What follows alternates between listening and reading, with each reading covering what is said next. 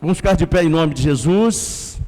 Abra sua Bíblia comigo em Filipenses, aliás, a epístola que você vai estudar domingo. Filipenses capítulo 2, versículo 5. Aleluia. O título da mensagem é O Fim de um Reinado. Glória a Deus. Filipenses capítulo 2, a partir do versículo 5, diz assim. Todos acharam? Quem achou, dá um glória a Deus. Diz assim: fiquem sabendo disto. Aliás, desculpa, eu estou em Efésios.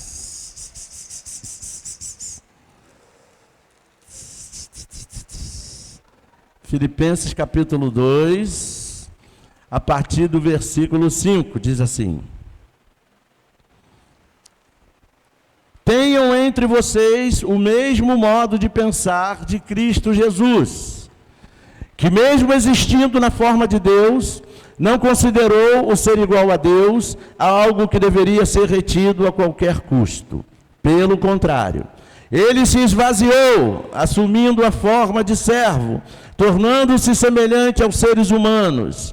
E, reconhecido em figura humana, ele se humilhou, tornando-se obediente até a morte e morte de cruz.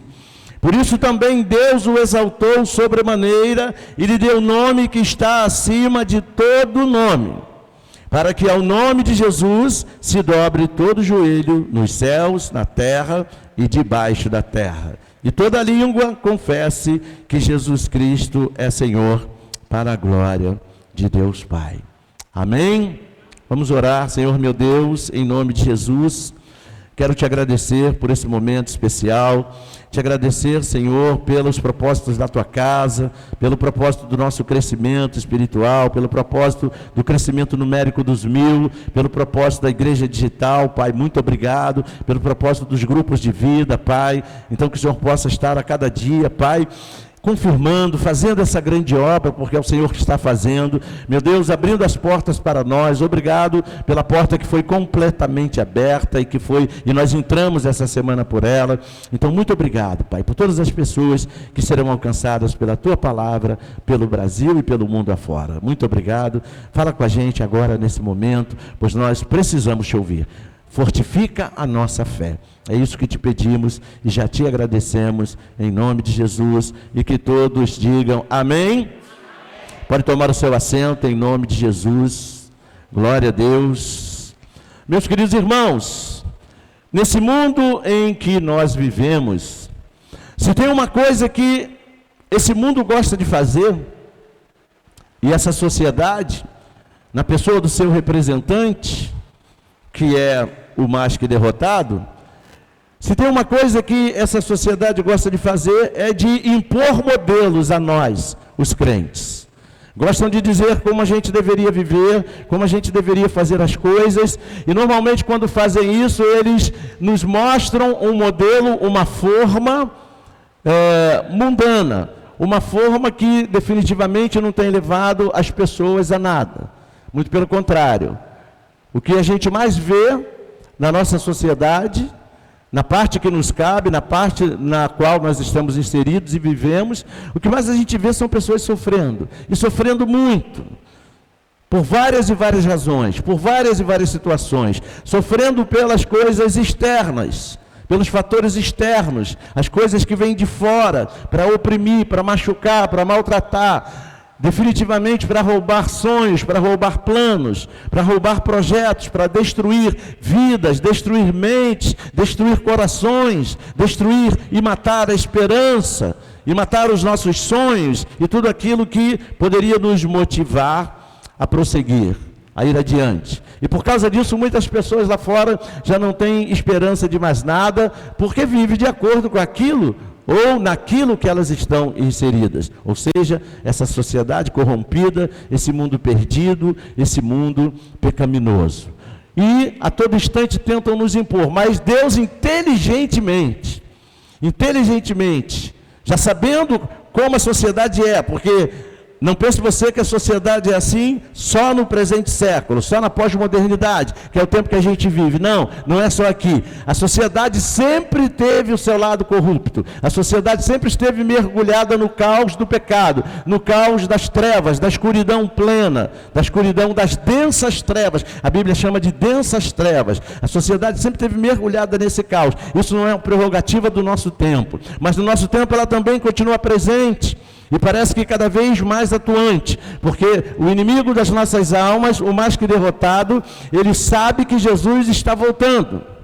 Ele está atento a isso, então ele sempre tenta acelerar as suas atividades. E de que maneira ele tenta fazer isso? Impondo cada vez mais padrões e modelos para a comunidade cristã.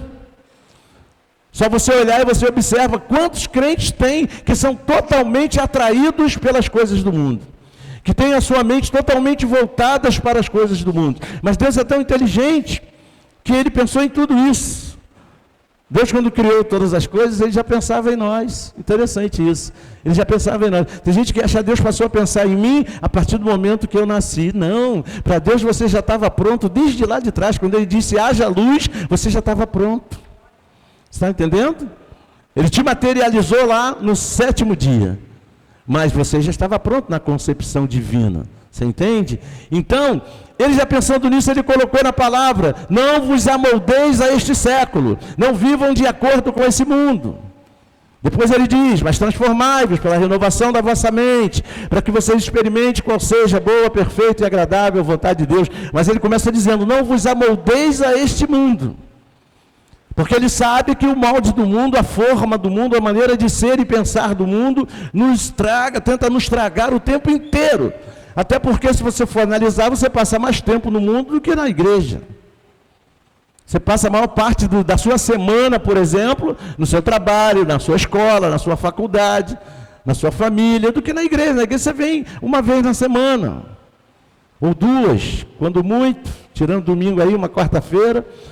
E o resto do dia você passa lá fora, lá no mundo, em contato com o modelo do mundo, com os moldes do mundo. E existe uma máxima aí no mundo que diz que o homem é produto do meio em que ele vive. E isso, até certo ponto, é verdade. O homem acaba sendo amoldado no meio em que ele está inserido. Mas para nós, o conselho é, não vos amoldeis com esse mundo. O que Deus está dizendo é, não sejam produto do meio. O que ele quis dizer? O meio não pode nos influenciar a ponto de mudar a nossa mentalidade. Por isso que ele diz adiante, transformem-se pela renovação, ou deixem-se transformar pela renovação da mente de vocês. Você está entendendo? Olha a conexão. Às vezes a gente fica pensando, o que uma coisa tem a ver com a outra? Deus diz para a gente não se conformar com esse mundo e diz para a gente transformar a nossa mente. O que uma coisa tem a ver com a outra? Tem a ver que esse conceito do mundo, essa forma do mundo, leva também a uma influência direta na maneira de pensar. Porque o que a sociedade corrompida quer é que você pense da maneira que eles pensam. Porque eles sabem que se você pensar das maneiras que eles pensam, você vai acabar agindo da maneira que eles agem. E se você pensar da maneira que eles pensam, você vai acabar acreditando nas mesmas coisas que eles acreditam. Porque toda ação é resultado de uma crença. Tudo aquilo que eu faço ou deixo de fazer tem uma crença por trás. Não sei se você sabe disso. Então Deus, na sua infinita sabedoria, Ele diz, não vos amoldeis com esse mundo. Por quê? Porque nós já temos um modelo, nós já temos um parâmetro, nós já temos uma forma. A nossa forma é Cristo, diga glória a Deus. E aí muitas vezes, quando a gente não tem essa percepção, a gente acaba querendo cuidar da nossa própria vida, da nossa maneira. Mas aí você para e pensa, será que o nosso molde, ou a nossa maneira de pensar, não está mais voltado para a forma do mundo do que para a forma de Cristo? Então, se a gente levar em conta que isso é uma realidade, a gente precisa entender que a minha própria direção, a minha própria ideia ou a minha própria mente não vai conseguir me levar a um bom desfecho, não vai conseguir me levar às vitórias que eu preciso. Eu vou ter que fazer um esforço sobre-humano para tentar viver mais ou menos, porque na verdade eu estou mais voltado para os padrões do mundo, porque eu estou pensando segundo a minha própria mente, a minha própria ideia. Se a minha mente não estiver sendo transformada, o meu pensamento vai ser aquele. E eu, como crente, lavado e remido no sangue, vou pensar, agir e fazer conforme eles fazem. E definitivamente esse não é o plano de Deus para mim, esse não é o plano de Deus para você. Então, nós temos que sair desse trono. Nós não fomos constituídos reis da nossa própria vida. Nós não fomos constituídos senhor da nossa própria vida. Você entende isso? O senhor da nossa vida agora, a partir do momento que eu recebi a Jesus, a partir de agora, o senhor da minha vida é Jesus. Eu preciso destronar-me, eu preciso acabar com o meu próprio reinado, para dar a Ele essa prerrogativa que Ele conquistou. Por que Jesus é Senhor da minha vida? Ele conquistou esse direito, quando Ele entregou a vida dEle por você, quando Ele morreu no seu lugar na cruz do Calvário. Ele conquistou esse direito de ser Senhor, de ser Rei e Senhor da sua vida. Certa vez, quando Ele foi indagado por Pôncio Pilatos, ele disse: você é o rei dos judeus? Ele disse: foi para isso que eu vim. Eu vim para reinar sobre o meu povo, para reinar sobre o povo do meu Pai. E nós não somos o povo de Deus? Jesus é o Senhor das nossas vidas, Ele é o Rei das nossas vidas. Se Ele é o Rei, Ele é a forma, Ele é o molde, não existe molde melhor do que Jesus. Então não tente conduzir a sua própria vida. Não tente ser o Senhor da própria vida, da sua própria direção, dos rumos da sua história. Quando nós fazemos isso, nós estamos tentando assumir um lugar de senhorio, um lugar de rei da nossa própria vida. E o mundo vai se agradar disso, porque vai ver que nós vamos estar cada vez mais distantes da forma que ele sabe que é a forma perfeita, que é o modelo que se chama Jesus. Certa vez Paulo disse: sejam meus imitadores, como eu sou imitador de Jesus. Numa das cartas que nós estudamos esse mês, nessa última revista, eu não lembro qual, tem um texto que começa assim: sejam imitadores de Deus. Ah, que coisa legal, imitador de Deus, como é que eu posso imitar Deus? Deus é perfeito. Pois é, isso não quer dizer que ainda aqui você vai atingir a perfeição, mas você pode muito bem imitar as coisas que Deus te concede, as coisas que Deus coloca diante de você, as direções que Deus te dá, os ensinamentos que Deus coloca diante de você. Isso você pode imitar. Eu não sei se você se lembra que Jesus era imitador de Deus. Quando Jesus andou entre nós, várias vezes ele falou para os seus discípulos: eu só faço aquilo que o Pai me manda fazer. Eu e o Pai somos um. Olha aí que legal. Olha aí, agora pensa humanamente falando, em termos humanos. Qual é a tendência de um filho? Imitar o pai.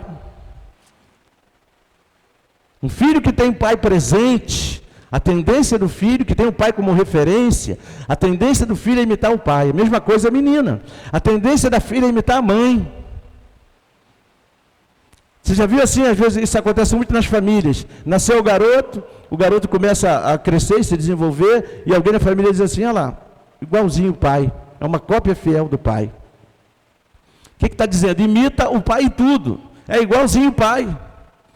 Não está falando só de genética, está falando também de comportamento, está falando também de maneira de ser. Às vezes até a voz. Tem filho que até a voz parece com a do pai. Isso é interessante. E isso é legal, isso é bonito demais. Por isso que Jesus disse: eu só faço o que o pai me manda fazer. Eu e o pai somos um. Eu me lembro, quem é mais antigo aqui, de idade, antigamente tinha um comercial de uma companhia de gás, que vendia gás. Era Ultra Gás. E naquela época tinha a botija de 13 quilos, como nós temos hoje, e o botijão pequenininho, de poucos quilos. E como é que era o comercial? Filho de peixe, peixinho é igualzinho ao pai, bujãozinho Ultra Gás, quem lembra? Dizendo que o botijão pequeno era igual ao grande. Porque o pequeno era filho do grande, estava subentendido ali, no contexto da história, que o pequenininho era igual ao grande, só era diferente no tamanho. E isso na prática, isso acontece. Minha velha avó dizia: quem sai aos seus, não degenera. O que esse ditado diz? Que todos os parentes são parecidos, agem semelhantemente. Então, por isso que nós temos que ter Jesus como nosso modelo, como nosso Senhor, porque afinal não existe ninguém que seja mais parente nosso do que Jesus. Diga glória a Deus. Então, Jesus precisa ser o nosso molde. Então, eu preciso sair desse lugar. Então, quando eu tento pensar igual a Jesus, e isso é bem possível, porque eu tenho uma palavra, eu estou deixando ele assumir esse lugar que antes era eu que ocupava. Se você se lembra de uma das cartas que nós estudamos aqui bem recentemente, a carta aos Gálatas, lá diz o quê? Agora já não sou eu quem vivo, mas Cristo é que vive em mim. E essa vida que agora vivo pela fé no Filho, e essa vida que agora vivo pela fé no Filho de Deus. Quem é o Filho de Deus? Jesus, que me amou e a si mesmo se entregou por mim. Olha que coisa linda. Vamos resumir, vamos sintetizar essa frase. Isso quer dizer o seguinte: quem reina na minha vida agora é Cristo. Quem dá as cartas agora na minha vida é Cristo. Já não sou eu quem vivo. Isso não quer dizer eu morri para tudo. Não, eu estou vivo, mas Cristo vive em mim. Cristo dirige os meus passos. Cristo é a cabeça do meu corpo. Cristo é o mentor da minha história. É isso que está dizendo o texto. Você entende? Isso é maravilhoso demais. Cristo é a mente perfeita. Cristo é a maior inteligência do universo, porque Cristo é o próprio Deus. Diga aleluia. Então eu preciso pensar igual a Jesus. Jesus não tinha um ponto de vista pessoal sobre si mesmo. Jesus disse: eu só faço a vontade do Pai. Então de quem era o ponto de vista da vida de Jesus? Era o ponto de vista de Deus. E se já não sou eu quem vivo, mas Cristo vive em mim, qual é o meu ponto de vista agora? O ponto de vista de Jesus. Então sempre que acontecer uma situação na sua vida, uma situação se levantar, ou uma decisão importante que você for tomar, ou uma questão de justiça na sua vida, antes de você decidir, quando você analisar a situação, primeiramente você vai tentar analisar pelo seu próprio ponto de vista. Então faça isso, analisa pelo seu ponto de vista, mas assim que você terminar de analisar e concluir alguma coisa, vira para Jesus e diz assim: Senhor, o que o Senhor acha dessa situação? Como é que o Senhor vê essa situação? E você vai ver como o ponto de vista dele é divergente do seu. Você vai ver. E muitas pessoas vão te dizer: mas você está certo em relação a isso. Aí você vira para Jesus: Jesus, eu estou certo? Porque o certo para o mundo não é o certo para Jesus, não é o certo para Deus. Você está entendendo? Aham. Que é um exemplo bem rasteiro. Eu gosto de usar exemplo rasteiro, e Jesus também fazia isso, porque a gente entende melhor. Você está numa determinada situação, numa briga, numa discussão com um parente, ou sabe-se lá com quem, a pessoa vai e mete a mão na sua cara. O que você vai pensar em fazer? Meu irmão, vai tomar um diretaço no meio da fuça. Vai tomar. Aí você chega a armar o diretão no meio da fuça. E aí? Aí você para e pensa: Jesus. Aí alguém diz: pode dar, dá mesmo, você está certo. Te afrontou, deu um tapa na sua cara, você está certo, dá um socão no meio da cara, desmaia ele. Você está certo. Aí você vai pensar: eu estou certo mesmo, que ele me bateu primeiro, ele me ofendeu e me bateu ainda por cima. Então eu estou certo. Aí, Jesus, eu estou certo? Jesus vai dizer: não. Se alguém te bater na face direita, da esquerda também. Se alguém te obrigar a caminhar uma légua, caminha duas com ele. Jesus, os samaritanos não querem deixar a gente passar. Diz que o Senhor não vai poder passar. Vamos mandar descer fogo do céu e torrar os samaritanos. Não. Vocês não sabem de onde nós somos? Nós somos do céu, nós somos de Deus. Vamos dar a volta. Mas Jesus, a gente está certo. Eles não querem deixar a gente passar. Qual é o problema? A gente não quer... Eles não querem deixar? Aí você acha que a gente está certo? Nós vamos dar a volta. Olha como o ponto de vista de Jesus é divergente do nosso. Então, quando eu penso igual a Jesus, quando eu começo a alinhar o meu pensamento igual ao de Jesus, o que isso quer dizer? Quer dizer que eu estou começando a sair do lugar que não é meu. Eu estou começando a sair do trono da minha vida, deixando Jesus assumir esse lugar poderoso, esse lugar maravilhoso. Os pensamentos de Deus são bem maiores que os nossos. Vamos ler aí rapidinho. Isaías, livro de Isaías, profeta Isaías, capítulo 55.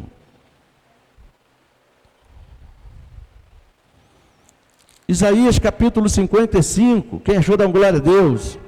Versículo 8 diz assim, ó: porque os meus pensamentos não são pensamentos de vocês. Olha aí, os meus pensamentos não são os pensamentos de vocês. Olha aí que legal, gente. Aí deu uma encrenca lá no casamento com a mulher. Vou embora. Quero me separar. O que o senhor acha, Jesus? Tá doido? Perdoa ela. Perdoa ele. Olha aí. Mas eu estou irado, eu estou com raiva. Não deixe o sol se pôr sobre a sua ira. Irai-vos e não pequeis. Perdoa ele. Olha aí.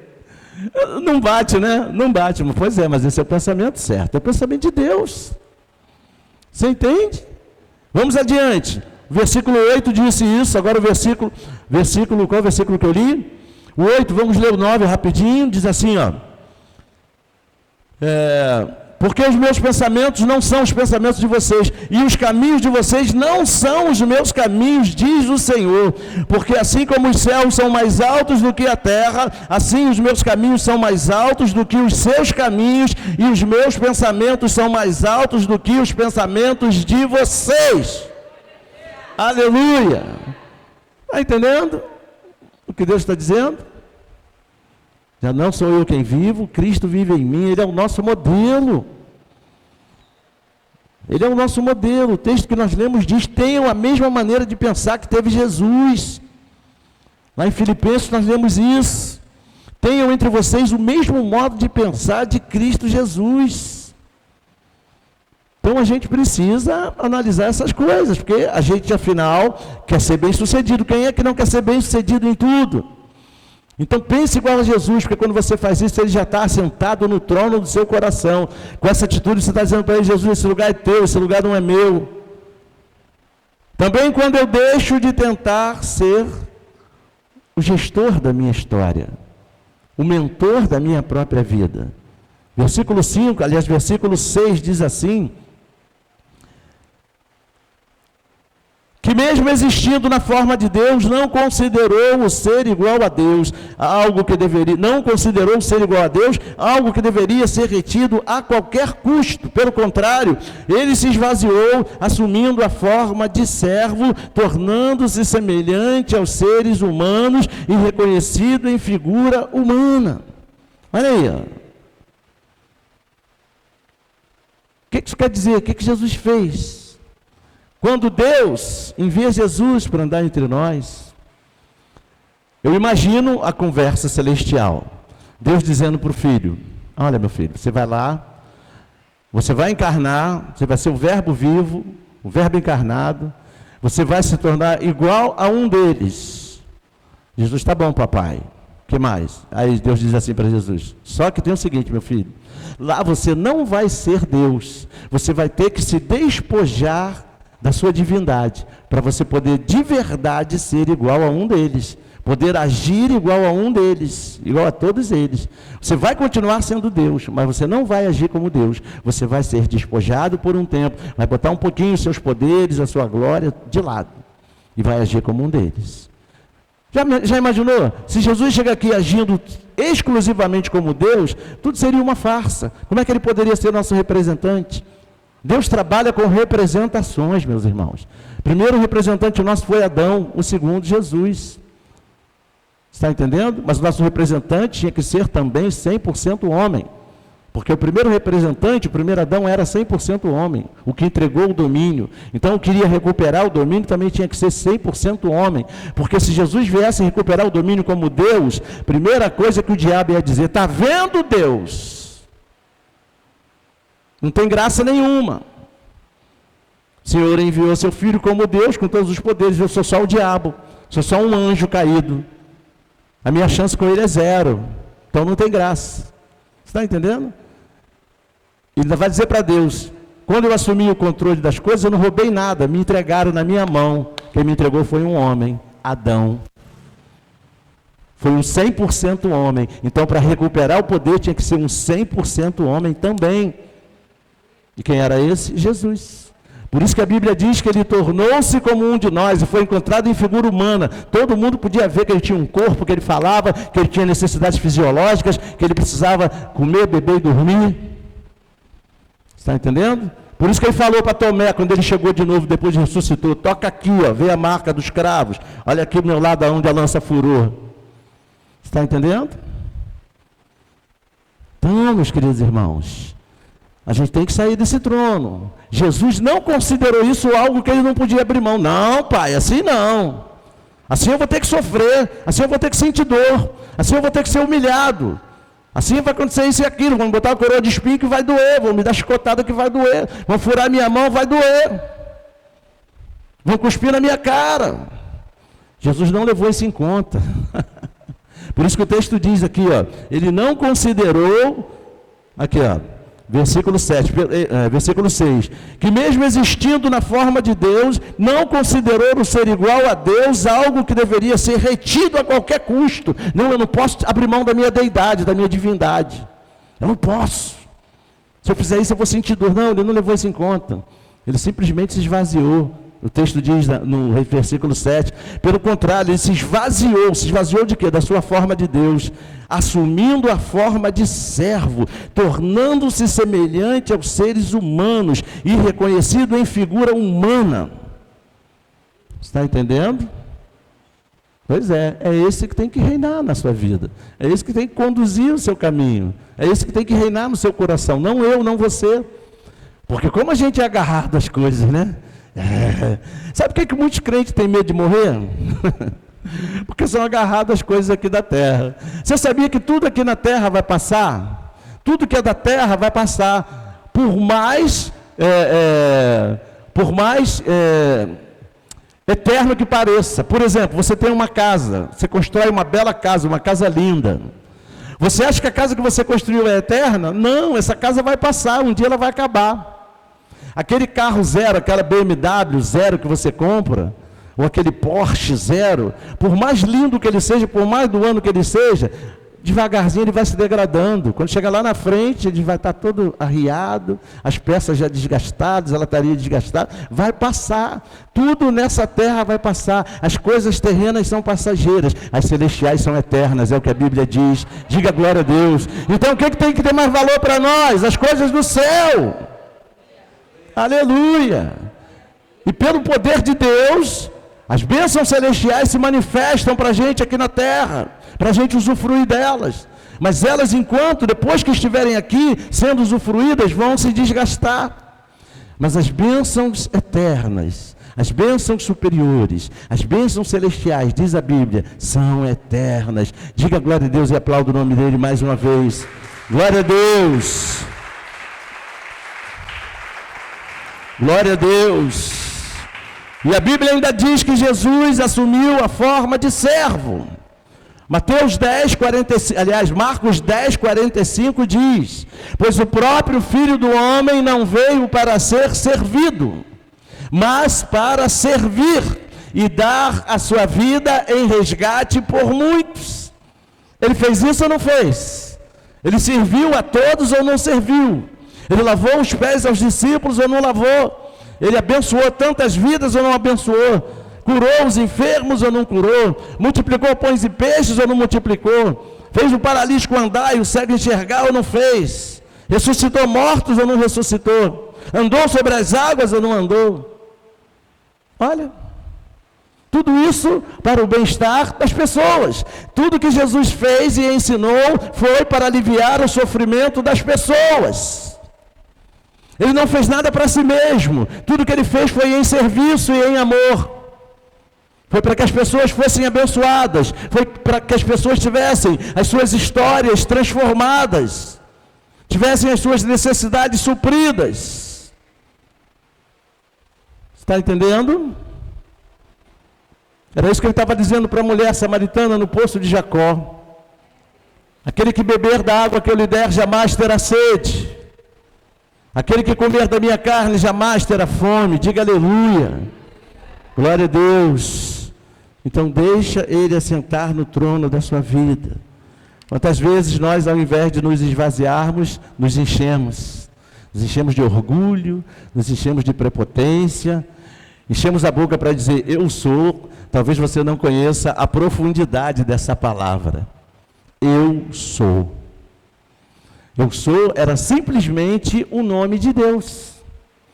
Todas as vezes que Jesus dizia, eu sou, os fariseus, saduceus, escribas diziam, blasfêmia, ele blasfemou. Por que eles diziam, Jesus só disse eu sou? Por que eles estão dizendo que ele blasfemou? Porque quando Jesus dizia eu sou, Jesus estava dizendo, apesar de ser homem, eu sou Deus. Diga aleluia. Você está entendendo? Porque eu sou é o nome principal de Deus, a maneira que Deus se apresentou. Quando Moisés chegou, quando eu chegar lá diante de Faraó, como é que eu digo? Quem que me enviou? Diga, eu sou enviou você. Que ele já vai saber com quem ele está lidando. Você está entendendo? Pois é. É esse que tem que reinar no seu coração, é esse que tem que dirigir os seus passos, é esse que vai realmente te dar vitória, é esse que vai mudar a sua vida, mudar a sua história, consolar o seu coração, fazer tudo o que você não pode fazer. Foi esse que te salvou, que te curou, que te libertou, que te remiu, que te lavou com sangue, que te justificou, que te santificou. Foi esse. Ninguém mais poderia fazer isso por você, muito menos você. Você pode aplaudir o nome dele mais uma vez? Glória a Deus. Então sai desse trono. Esse trono não é seu. Esse lugar pertence a Jesus. E para terminar, quando eu obedeço a Deus, eu estou dizendo, Senhor, realmente Tu és o Senhor da minha vida. O versículo 8 diz assim, de Filipenses 2. Ele se humilhou, tornando-se obediente. E obediente até a morte.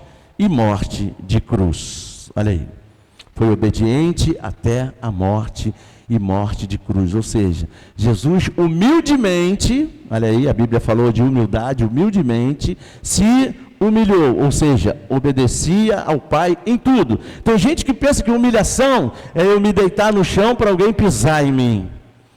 É todo mundo me humilhar? Não, humilhação também é sinônimo de obediência. Quando Jesus é obediente a Deus até a morte, isso é sinal de humilhação, isso é sinal de submissão. Humilhação também é sinônimo de submissão. Jesus estava se submetendo. Aliás, como nós temos dificuldade de nos submeter, não é verdade?